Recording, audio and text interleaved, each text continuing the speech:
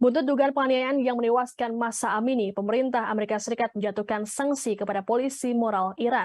Sanksi ini diberikan pada Kamis 22 September oleh Departemen Keuangan Amerika Serikat. Tak hanya kepada audit polisi moral Iran, sanksi juga dijatuhkan kepada 7 pemimpin organisasi keamanan Iran yang disebut rutin menggunakan kekerasan untuk menekan pengunjuk rasa dan warga sipil Iran lainnya.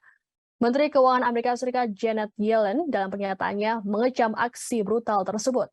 Yellen mengatakan bahwa Amini merupakan wanita pemberani. Lebih lanjut, Yellen menyerukan agar pemerintah Iran segera mengakhiri kekerasan terhadap perempuan dan tindakan represif yang mengancam kebebasan berekspresi dan berkumpul. Mahsa Amini dinyatakan tewas pada Jumat 16 September lalu setelah diamankan oleh polisi moral Iran. Kepala Polisi Teheran Brigjen Hussein Rahimi membenarkan bahwa Amini ditangkap karena pakaiannya tidak sesuai syariat yang berlaku. Namun Rahimi membantah tudingan penganiayaan tersebut.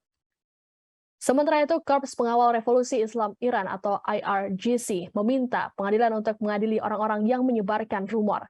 Di sisi lain, mereka juga menyampaikan simpati kepada keluarga Amini. Dalam aksi demonstrasi ini dilaporkan setidaknya 17 orang tewas.